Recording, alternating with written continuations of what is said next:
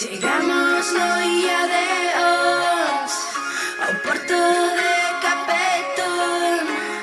Vagamos toda a noite Maior e máis eu, sen parar de beber, sen parar de berrar, cuns borrachos que vivían no bar.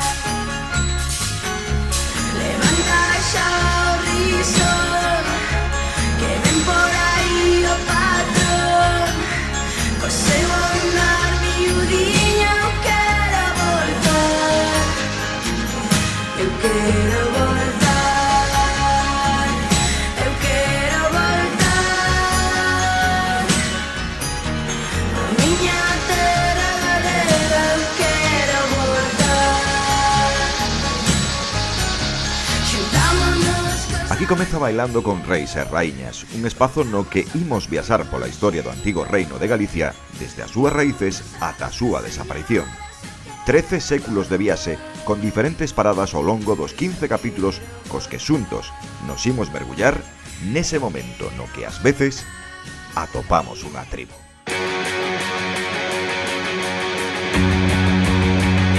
Samurai, serei como samurai. Serei un tipo tranquilo, cunha navalla na man. E dame igual, serei como samurai. Paso lixeiro sen ti, andas pesado en xeral. E con o meu xeño por non gastar. No capítulo de hoxe imos falar das orixes do reino de Galicia, pero tamén do seu posterior contexto europeo, de dúas etapas diferentes da nosa historia, na que falaremos de xefes tribais, da raíña Lupa e de vikingos. Sí, tamén dos vikingos. Innan fåglarna började sjunga, bergatrollet friade till Fagerunger Sven. Hon hade en falskeliger tunga. Hermannelig, tro loven i mig, för det jag bjuder så gärna. Pois falamos a moito, non, dos suevos e da súa relación cos habitantes que xa estaban na Galaequia antes da súa chegada.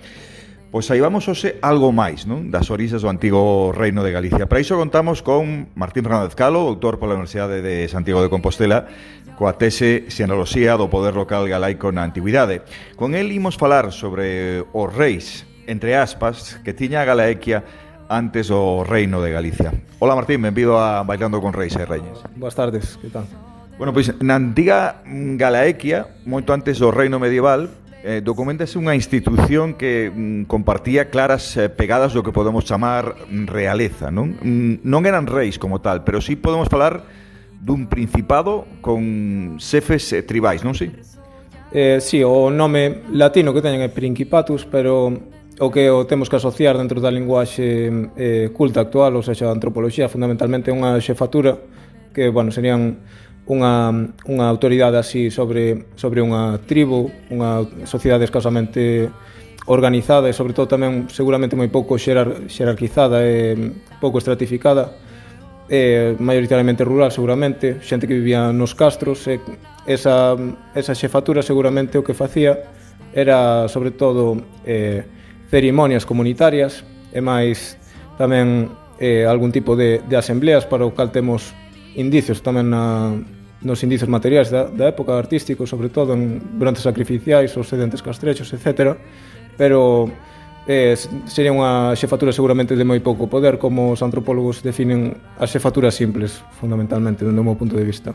De que familias ou de que tribos podemos falar na época prerromana? Bueno, eu penso que este tipo de xefaturas chegou a velas en todas as tribos de Galiza nalgún momento determinado, pero no momento no que xa aparece a documentación, están documentados únicamente entre os cóporos e os albións, que son dúas tribos do norte da Galaequia. Os albións, de feito, na actual Asturias, os cóporos na zona, sobre todo Santiago, penso que tamén o Deza, toda esta zona do centro de Galicia. porque xa nesa época esta organización tribal estaba sendo recantada por novas formas institucionais que viñan sobre todo de influencia mediterránea, xa unha vez que os conquistan os romanos por influencia netamente romana, que facía que estes povos transitaran da organización tribal a estruturas de tipo civil, a adoptar legislacións e estatutos que chegaban de fora, e sobre todo tamén a instaurar unha organización de carácter republicano no que as elites que se iban desenvolvendo cada vez tiñan máis poder, iban acumulando capital, pois querían tamén ter o goberno e iban decidían, como aconteceu en todo o Mediterráneo antigo, pois dividir ese goberno entre a oligarquía e crear o que é a República Antiga, e crear magistrados, o que van ser despois curias, cousas así, consellos deliberativos, etc. E apartando do poder, que en realidade non era un poder efectivo importante, as antigas xefaturas tribais. E que lle sucedeu a esas xefaturas pois cando chegaron os romanos? Sobreviviron, romanizáronse, que pasou con elas? Sí, efectivamente, se non tiveran sobrevivido non tería falado hoxe delas, porque precisamente figuran en lápidas de época romana, seguramente estaban efectivamente en cargo en época plenamente romana. Os romanos o que lles interesaba cando conquistaban un pobo non era gobernalo en absoluto, senón facer que ese pobo pois fixera o que querían eles, ou seja, pagar tributo, entregar auxiliares ao exército romano e non amoldarse un pouco a hexemonía o que quería o poder hexemónico romano, ou seja, que non se metera en guerras cos seus veciños, que aceptase todo o que lles mandaban, etc. E para iso, para eles era moi cómodo en moitos contextos, documentase profusamente ao longo do Imperio Romano, pois tratar con estas xefaturas intermediarias que xa existían previamente para gobernalos dunha forma indirecta. E despois, co tempo, o Imperio Romano estableceu un ideal de goberno republicano, por así decirlo, que foi o municipio romano, que foi expandido, moitas comunidades que antes eran tribais, pois adoptaron este municipio, organizáronse dunha forma, como digo, republicana, dividíndose magistrados, curias, etc., mantendo ese autogoberno que era o ideal gobernativo que traen os romanos para gobernar as comunidades locais. Que documentación temos, Martín, sobre todo isto? Que fontes históricas son as que explican, pois como eran estas tribus? Ben, sobre os príncipes hai só dúas lápidas en Galicia. Despois sobre isto que falei agora do municipio hai moita máis documentación, non vou dicir moitísima porque evidentemente hai menos da que quixéramos, pero hai moitísimas inscripcións que documentan moitas institucións, tanto republicanas premunicipais como xa municipais. E despois sobre as tribus temos tamén inscripcións, figuran en moitas, porque, por exemplo, cando morría un antigo galaico fora da súa comunidade, pois facía constar de que comunidade pertencías. Se morrías na túa comunidade, normalmente non facías constar que foras cóporo, por exemplo, por citar un exemplo dos povos que aparecen nestes epígrafes. Pero se morrías na emigración, pois sí que facían constar isto, e moitas comunidades documentanse así, pero sobre todo tamén se documentan polos xeógrafos romanos que deixaron moitos nomes nas súas obras xeográficas, por exemplo, a Historia Natural de Plinio Vello, Xeografía de Ptolomeo, etc., pois figuran moitísimos nomes de tribus galaicas. Cada pobo galaico era unha confederación de castros. Que pasou con esa organización despois, coa chegada dos suevos e as posteriores ocupacións que tivo o Reino de Galicia? Houbo unha pervivencia de algunha forma destas estruturas territoriais? Eu creo que a pervivencia é moi difícil porque cando os povos galaicos eran confederacións de castros, fundamentalmente na etapa, en época castrexa obviamente, pero xa na etapa romana inicial. Despois os romanos van instaurar, van darlle oportunidade aos povos que hasta ese momento eran sometidos, eran considerados prácticamente propiedade de Roma segundo os tratados que tiñan con Roma. O termo era dediticios na terminoloxía xurídica non romana. Vanlles dar a oportunidade de municipalizarse e facerse romanos, ou seja, de ser repúblicas libres dentro do Imperio Romano. Maioritariamente é moi probable que todos acabaran tendendo ou a constituirse a sí mesmos como municipios ou a que as súas elites polo menos foran cooptadas en municipios preexistentes, de maneira que este réxime municipal vai abranguilo todo. E ademais, con posterioridade o que falo, o isto de que lle dan este dereito, que máis ou menos a remates do século I, pois os castros empezan a abandonarse, e parece moi pouco probable que se manteña a organización primixene nestas circunstancias, cando ademais, o que digo, as institucións ao principio documentanse os príncipes, despois documentanse institucións municipais.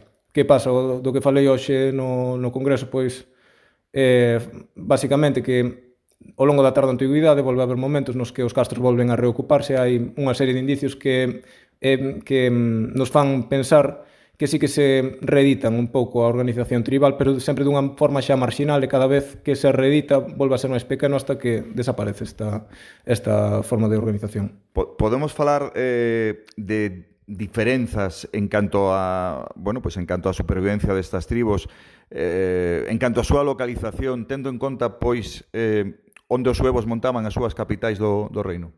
Creo que non entendo moi ben a pregunta.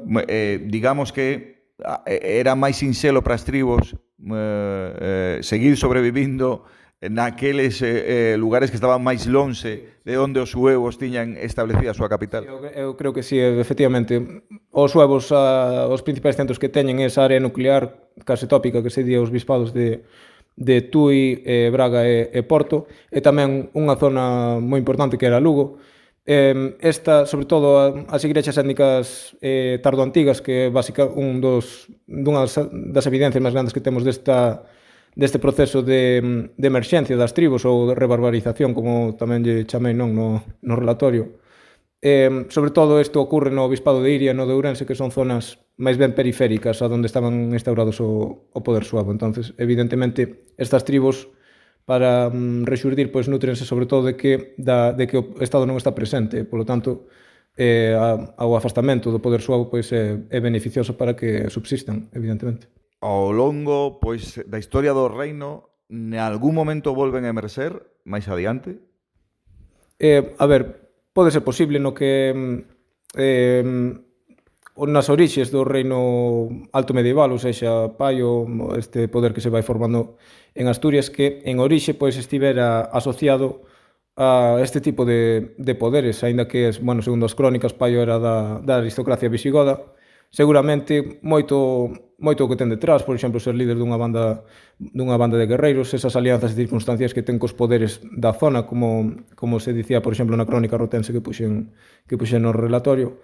Pois eu penso que sí que hai grandes visos de que en orixe pois estivesen nutríndose deste tipo de estruturas, pero dende logo co paso do tempo cada vez pois van ser cada vez máis asimiladas, vaise asimilar todo o que é o feudalismo pleno medieval, aínda que dentro de cada estamos a falar evidentemente de estruturas do poder local. Por debaixo diso, aínda que o poder local se asimilase ao feudalismo, ou seja, están rexidos por comites ou condes que están baixo o poder dos reis.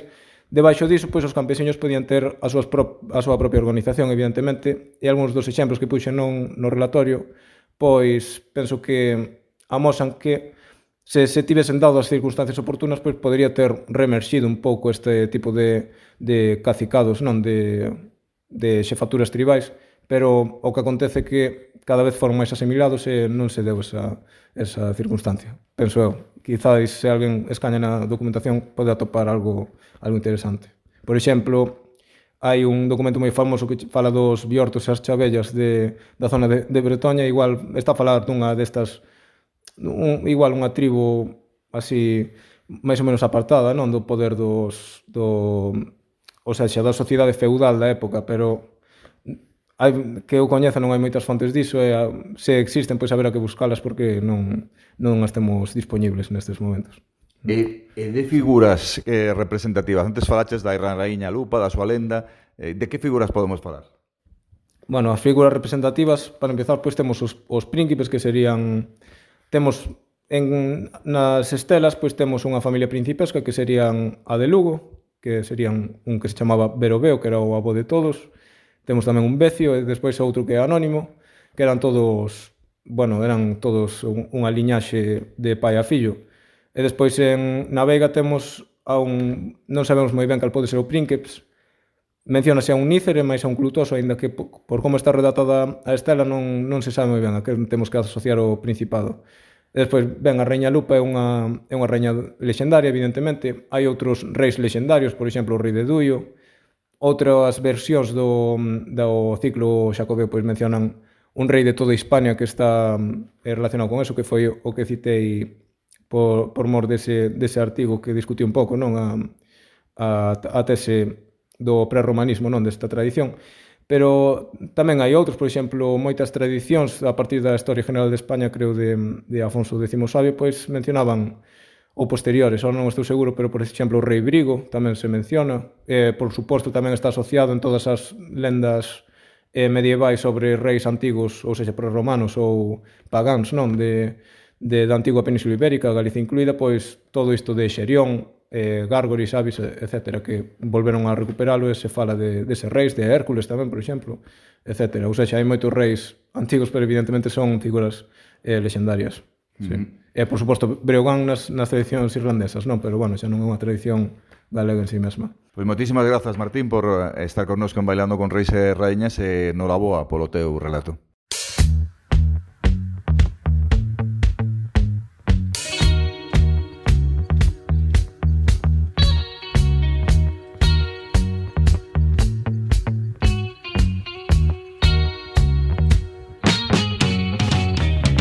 Parece un xogo, pero non é.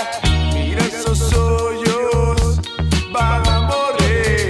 Esto é moi serio, esto é moi serio.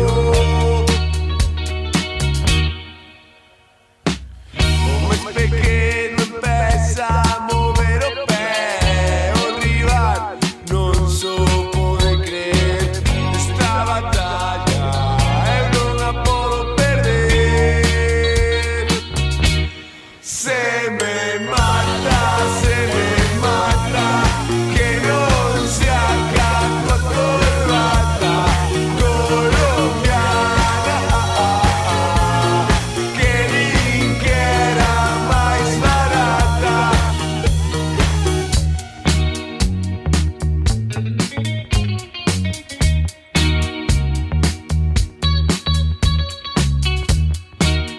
Pois hoxe imos falar do Reino da Galicia no seu contexto europeo. E para iso, pois contamos con Alberto Lago Villaverde, ele é membro fundador da revista galega de Historia Murguía, pois ademais é todo un especialista na nosa historia medieval. Que tal, Alberto, como estás? Benvido a Bailando con Reis e Raíñas. Moitas gracias, moi ben. Bueno, pois poñamos en situación a nosa audiencia, non? Digamos que, bueno, pois que hai un momento na nosa historia, falamos do século X, do que, curiosamente, pois a historiografía española perdeu un mapa que debuxaba extraviou. No, a ver, eu lle chamo o mapa desaparecido porque nas coleccións habituales de mapas, o que decía, todo o mundo estudiamos nos institutos cunha colección de mapas desde Vicens Vives e o mapa pasa do ano 800 ao ano 1024, unha cousa así.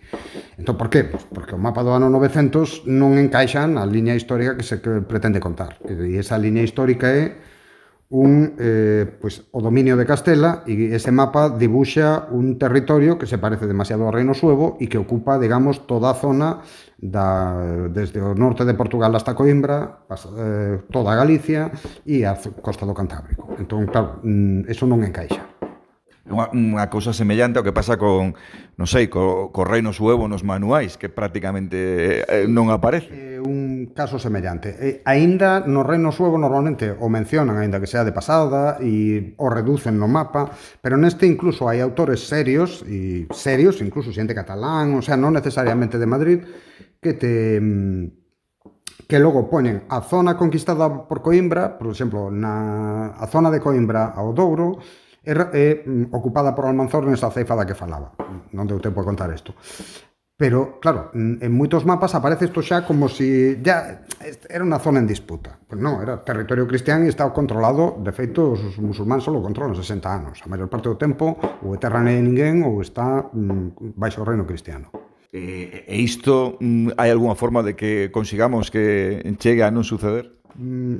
Que chegue a nos... Bueno, sí, que a nosa historia contemos nós, pero iso é a parte difícil. En xeral, volvo a decir, este é un tipo de perspectiva que non interesa na historiografía española E xa vimos pola mañán que, por exemplo, os cataláns que teñen moito máis poderío económico que nós, moita máis capacidade de comunicación, aínda non conseguiron que a distinción entre o que é o Reino de Aragón e a Coroa de Aragón, que son dúas cousas bastante diferentes, que quede clara a maioría do público español. De feito, estaba contando un dos intervinentes da mañán. E un problema considerable. Xa digo, os meus alumnos, por exemplo, hai que explicarlo, porque non o entenden. Bueno, pois dicía eu que iso que sucede en canto ao tema da situación nosa. E ti contabas agora no Congreso no Reino Medieval de Galicia, falabas da batalla de Covadonga e da figura de Pelayo. Ademais dicías que, bueno, que son chave para entender un pouco, ademais, a conexión británica. Bueno, é chave porque está nunha zona como Xixón que é o porto de referencia para navegación ás illas. Se sales de Xixón para o norte, chegas á Bretaña francesa, chegas ás Illas Británicas, a Cornualla, e o lóxico é que ese fora o porto que se usara desde a época romana e posiblemente desde antes para esa comunicación. De feito, teño un amigo que nesa zona, en días que chega o vento, pode captar as emisoras de Bretaña. O sea, notaba que idioma máis raro este, pois era bretón. Entón, hai un contacto, pero que normalmente pois se deixa de lado. E o nome, de feito, o nome de Pelayo é un nome que molesta enormemente porque dice, bueno, se é un noble godo, por que non ten un nome godo? Porque o nome non é godo. E se deixa aí. Non sei, que máis queres que che comente sobre isto? Pero... No, explícanos un pouco como remata esa conexión. Exactamente. Sí. Bueno, o problema era, unha vez visto, porque un montón de xente asume que, bueno, que dado que que a batalla de Covadonga está tan mitificada polo franquismo e posteriormente, que debe de ser un invento. E que non debe de ser un invento e que hai motivos para supoñer que Pelayo é un personaxe real e que senón non hai maneira de explicar como, sendo a zona máis poboada, mellor defendida e mellor tal a Galicia actual, porque o rei non está aquí e está en Oviedo. O sea, está aí porque aí é onde ten terrenos a familia de Pelayo, que son heredados por as seguintes xeracións e porque o prestixio da familia de Pelayo está ligado a esa zona. Ter Covadonga ao lado debe ser moi importante durante bastante tempo. Por iso decía que logo, cando Afonso III pon a fronteira do reino en Coimbra, ten Lamego, Viseu, etc., e se empeña en seguir gobernando desde Oviedo. Yo sale fatal, pero ele lo intenta. O sea, que ten que haber razóns de prestixio para iso. Quizáis, bueno, apuntaba no Congreso que unha das razóns pode ser a ausencia dun bispado en Oviedo, quizáis por iso. A ausencia dun bispado en Oviedo, sí, pero volvemos ao mismo, hai outro montón de cidades en Galicia que non teñen un bispado. Pontevedra non ten hoxe. O sea, quero decir, non era tan complicado, así como se convierte Oviedo ou Cangas de Onís en capital, se podía convertir en capital Noia, por poner un exemplo. Non sería, tampouco ten bispo. Quero dizer, casi calquera das vilas da costa ou Tui en un determinado momento efectivamente ten un bispo, pero o bispo está escapado, entón tampouco sería tanto problema instalarse allí. O segundo período que falabas agora, era desde Alfonso II ata Alfonso III, non? O momento, digamos, en que a influencia de Carlomagno e dos seus sucesores debe de ser maior aquí, porque, digamos, entendo que o motivo é que Carlomagno é o patrocinador, por chamar de alguma maneira, do Camiño de Santiago fora. Non necesariamente Carlomagno, que se morre teóricamente no mesmo ano, pero sí os seus fillos e sucesores. O sea, os carolinxios deben de facer un acordo, do que non nos queda rastro, pero visto que moi rapidamente o Camiño se populariza fora, pois a que ao papado non lle interesa en absoluto, porque ten unha peregrinación que compite con el, coa de Roma, e que aínda se leva máis xente. A única explicación é que os carolinxios les interesa promocionar eso a cambio de gañar influencia na península. Recordemos que os intentos de gañar influencia pola forza non les saíron moi ben. E aí é cando se traslada máis a capital a León. Eso con despois cos sucesores de Afonso III, pero aí xa é noutro contexto, porque aí é no momento dos ataques, xa na terceira época da que estaba falando, no momento dos ataques vikingos, as oleadas fortes que xa veñen de Normandía, non veñen directamente dos países escandinavos, ou polo menos usan Normandía de base intermedia, que se están aquí tempo, o sea, están meses, non chegan, asaltan e se marchan. E despois, ao mesmo poucos anos despois, a partir de 929, os ataques do califato polo outro lado, entón o ano que non te atacaba un, te atacaba outro. O reino está chega ao final do século quebrado. É o que explica que Al-Mansur poda entrar por Galicia adiante e chegar hasta Santiago, arrasala e todo iso. Ademais, aí xa perderan ese apoio, non, de Carlomagno, non? No, aí xa non hai Carlomagno, porque o reino de Francia se desfai. É dicir, creo que no 900 e pico os carolinxos deixan de ser reis de Francia e entran os capetos, porque o conde de París, despois de repeler un ataque dos vikingos contra París, ele, digamos, proclamado rei de Francia. E xa non hai nin carolinxos. E cada rei ten menos poder que o anterior. Entón, por exemplo, os condes de Barcelona non é que se queiran facer independentes de Francia, é que os franceses non lles poden dar axuda contra os musulmáns. Son independentes que eran ou non. Falabas deses ataques vikingos, que consecuencias tiveron? É moi difícil de decir, porque, a ver, cando falamos de vikingos, temos a versión antigua que eran as películas de los vikingos rescatando a unha princesa, e temos a versión moderna del feroz saqueador Ragnar Lodbrok, chulo e tal igual. As dúas son un lavado de cara.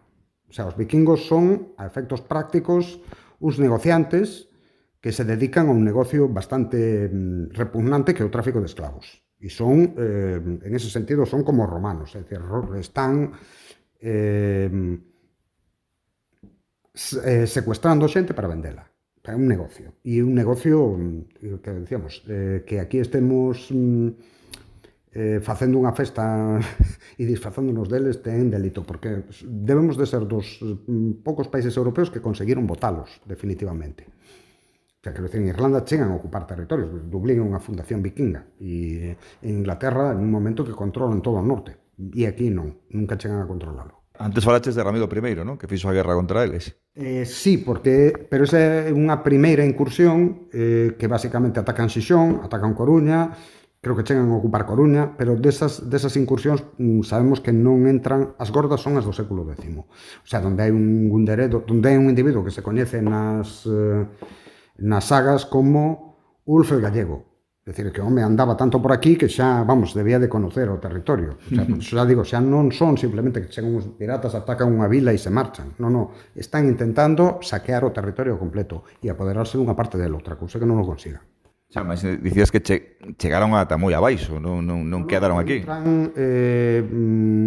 Entran polos ríos, pensa que os barcos vikingos están pensados para meterse por un río calquera, porque teñen moi pouco fondo, en caso de necesidade se poden incluso transportar tirando deles, e a maioría das nosas pontes que temos ao final dos ríos, se ves a ponte de Pontevedra, a de a ponte sobre o Lérez, a ponte sobre o, como se chama a de Padrón, que non me acordo o nome do río, Boulla, en fin. Todas esas pontes están feitas cun montón de arcos e relativamente baixas, porque o que interesa é que non pasen os barcos. O sea, impedir que un pirata se te poda meter hasta a cociña. Xa. Precisamente estás falando, bueno, dese momento dos ataques vikingos no século X, e aí coincide pois coa interrupción califal, non? Sí, porque un ataque coincide que o reino da Galicia está sendo atacado polo norte, polas costas, os ataques vikingos, e polo sur están os ataques musulmáns do califato, que son, ademais, 2 ataques por ano. É dicir, en un determinado momento, cando decide vou atacar León, pode que outro ano se vaya por Zaragoza, ou a por Aragón ou a por Cataluña, cando decide que vai atacar ao reino de León, ataca un lado en Castela e outro lado en Galicia. Bueno, cando digo León é porque a capital xa está en León. Entón, os ataques son simultáneos para que o rei teña que dividir as súas tropas. E o rei sempre se ven a Galicia, porque o que non pode perder. E aí, nese momento, aliados no estranxeiro, sí que xa... Como decía, nas Illas Británicas xa non hai, porque o primeiro aliado importante que volves a ter despois de 1066, os normandos de Inglaterra, e Francia, decíamos que o rei non está en condicións, por moito que queira, porque xa non controla o reino. En ese momento, os reis de Francia pois controlan París, Orleans e pouco máis alá. Os restos son varóns que son independentes e, bueno, demandan e obedecen ao rei de cando en vez. Entón, o conde de Toulouse ou o duque de Aquitania ten máis poder que o que o rei de Francia.